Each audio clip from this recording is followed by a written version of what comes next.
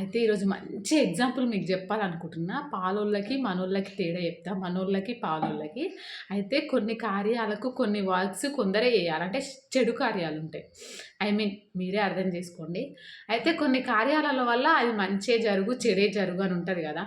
ఆ చెడు కార్యాలకు కొన్ని పనులు చేయడం వల్ల చెడు జరుగుతుంది అని వాళ్ళకి తెలుసు. అయితే నేనొక్కడిని చేస్తే నేనే ఖరాబ్ అయితా. నాతో పాటు నా పాలోడు గూడా ఖరాబ్ గావాలి. అరే! నేను సగం చేస్తా, నువ్వు సగం చెయ్యి అని అంటారు చూసినావా? వాళ్ళే పాలోళ్ళు. దానివల్ల ఎంతో కొంత నష్టం జరుగుతుంది. నాకొక్కనికే ఎందుకు జరగాలి? వాడు మంచిగా ఎందుకుండాలి? వాడు గూడా ఖరాబ్ కావాలని చూస్తారు చూసినావా?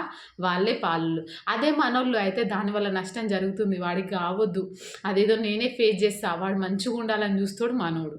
అట్లుంటది. పాలోళ్ళు అనేటోళ్ళు ఎప్పుడు ఒకరిని ఖరాబ్ చేయాలని చూస్తూనే ఉంటారు. కానీ వాళ్ళకే రివర్స్ అయితది. కానీ దేనికి వెనకకి పోరు. ప్రతి ఒక్కరు ప్రతిది చేస్తూనే ఉంటారు. కానీ ఏదో ఒక రకంగా పుణ్యం అనేది వాళ్ళకొస్తది.